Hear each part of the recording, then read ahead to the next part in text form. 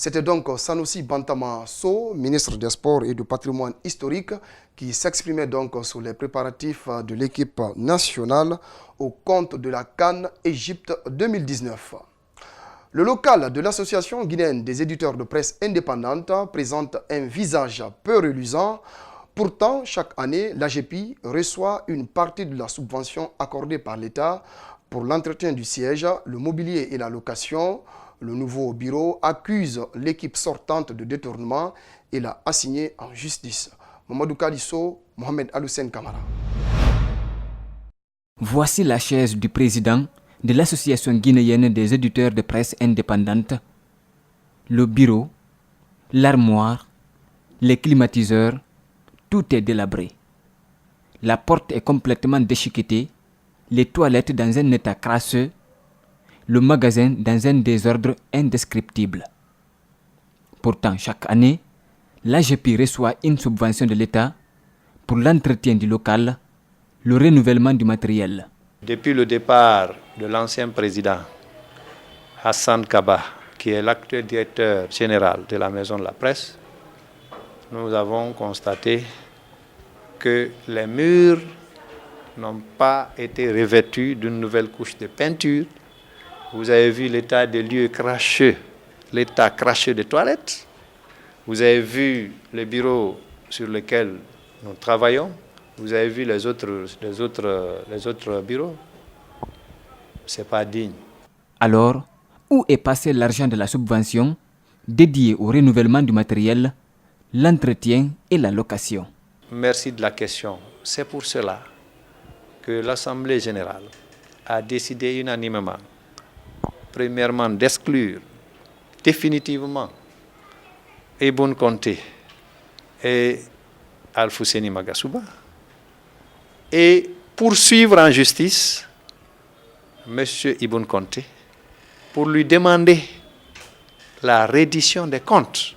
La nouvelle équipe soupçonne également Ibn Conté et son adjoint d'avoir détourné les différentes contributions des organes de presse membres de l'AGEPI et les accuse de cambriolage.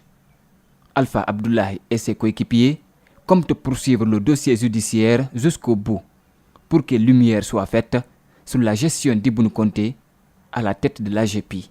Depuis ce matin, nous avons alerté toutes les autorités de la police et de la gendarmerie afin de connaître l'identité de ces agents qui lui ont permis de venir briser les cadenas de nos installations. Toutes nos tentatives pour rencontrer Moussa Ibn Conté et son adjoint pour recouper l'information sont restées vaines. L'Union européenne, à travers la Guardia Civile espagnole, offre aux forces de sécurité 2 véhicules pick-up et plusieurs équipements. La remise s'est faite ce vendredi au haut commandement de la gendarmerie nationale. Les partenaires techniques et les officiers de l'armée ont pris part à cette cérémonie. Mamadou Sadio Baldé, Thierno Sadouba. 2 véhicules pick-up, 3 valises d'appareils de vision nocturne, un appareil photo numérique, 2 lampes torches, 2 jumelles binoculaires, 25 gilets, une bande ralentisseur, une herse pour empêcher la fuite, une mallette de balisage lumineux et des panneaux de limitation de vitesse. Ces équipements vont permettre aux forces de sécurité d'agir en toute confiance. La fourniture de 2 voitures, des appareils vision nocturne et d'autres équipements climatiques, l'entraîne des appareils photo et vidéo numériques et des matériels pour l'exécution des contrôles dans les voies publiques. La stabilisation de la région, la sécurité des frontières, l'Union européenne sera aux côtés de la Guinée, rassure son ambassadeur. De tous les éléments qui sont perturbateurs, que ce soit la drogue, que ce soit le trafic d'armes, que ce soit le trafic d'organes, le trafic d'êtres humains et naturellement la lutte contre le terrorisme et la déstabilisation.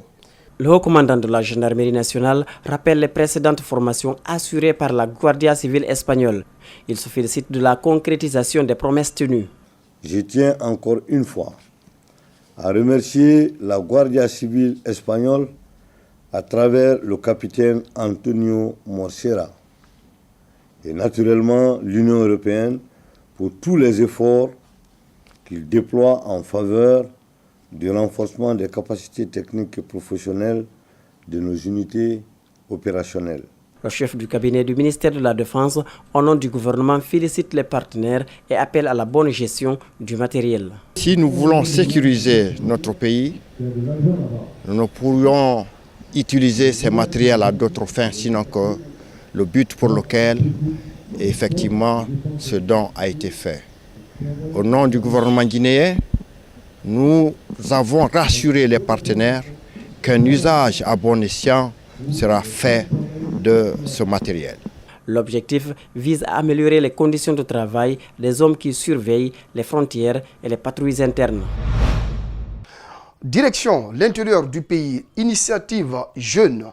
Afria, un jeune de 23 ans, fait la location de vélo pour gagner sa vie. Une idée qui lui est venue après la fermeture de l'usine de Fria en 2012. Amadou Silla, puisqu'il s'agit de lui, opte pour cette activité non des moindres lucratives malgré les péripéties.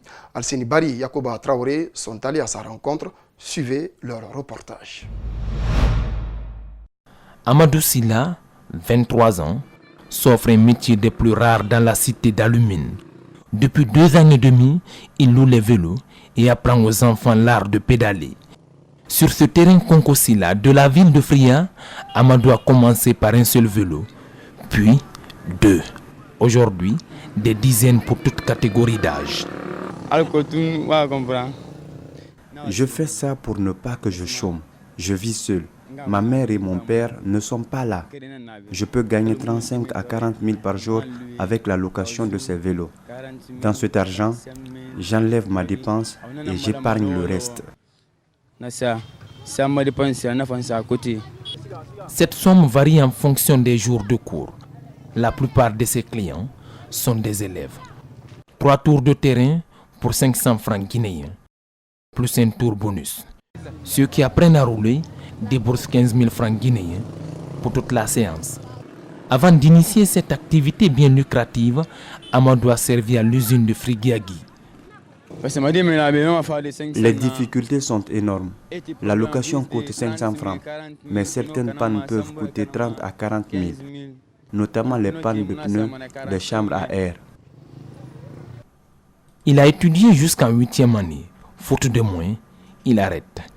Si pour l'instant, il ne dispose pas de moto, son ambition c'est d'en avoir une, au moins, et dans le long terme, se tourner vers la location de voitures.